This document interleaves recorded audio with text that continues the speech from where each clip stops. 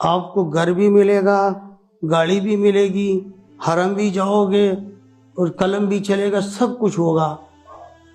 اگر 40ویں دن آپ حرم میں نہ ہوئے تو درخواست آنا، درخواست سے تم جھوٹے ہو۔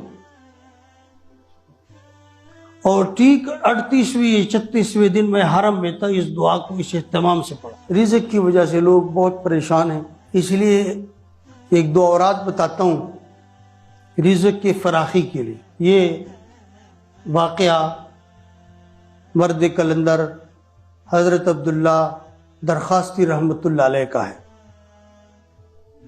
اکوڑا خٹک تشریف لے گئے تھے تو مولانا عبدالقیوم حقانی صاحب ان کے ساتھ گھومتے رہے۔ مولانا عبدالحق رحمۃ اللہ علیہ کی زندگی میں نے دارالعلوم حقانیہ کا وزٹ کروایا۔ میری اردو ان کو پسند آئی۔ عبدالقیوم حقانی صاحب نے فرمایا کہ میری اردو ان کو پسند آئی، تو فرمانے لگے کہ میں آپ کے گھر میں ساتھ چلتا ہوں۔ میں نے کہا سعادت ہے، میں کام سے مدرس ہوں اور حضرت درخواستی میرے گھر جا رہے ہیں، اس سے بڑی بات کیا ہو۔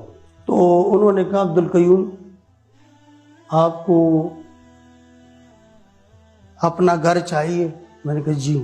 آپ کو گاڑی چاہیے؟ میں نے کہا جی۔ حضرت درخواستی نے فرمایا آپ چاہتے ہو کہ آپ کا قلم چلے؟ میں نے کہا جی۔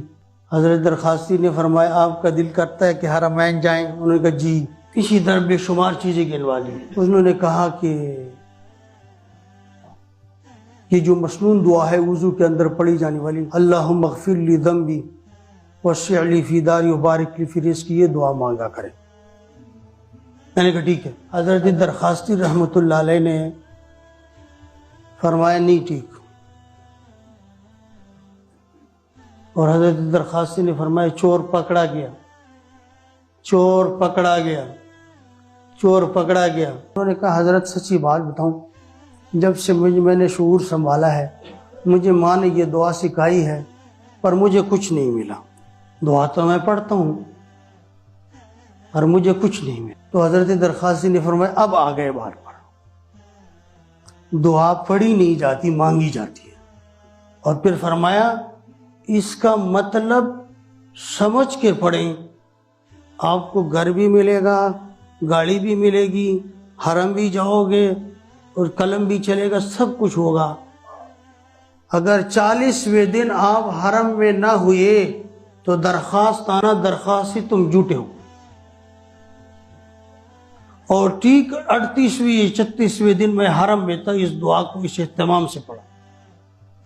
پھر ہمارے ایک شاگرد نے اہتمام کیا، وہ اسی سال حج پہ چلا گیا، اور اس فقیر نے پھر اہتمام کیا، پھر اس کو بھی اللہ نے حج کیا، بولا کہ میرے پاس پیسے نہیں تھے، اللہ کی طرف سے کوئی مدد آئی۔ اب پڑھتے ہیں وضو اگر آپ نے باتھ روم کے بیسن میں کرنا ہے تو دعا باہر آ کے پڑھنی ہے۔ آپ کے ذہن میں سوال آئے گا نا کہ اب وضو دعائیں جتنی بھی ہیں مسنون دعائیں آپ اس میں باتھ روم میں نہیں پڑھ سکتے، غیر مسنون بھی ہیں تو بھی نہیں پڑھ سکتے۔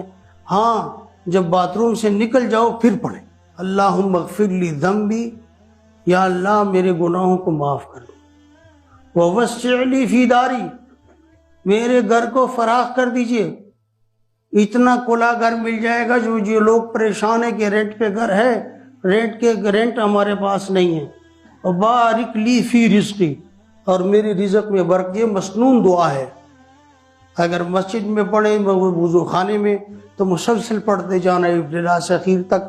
اگر کہیں باتھ روم کے بیسن میں وضو بنانا ہو تو پھر باتھ روم سے باہر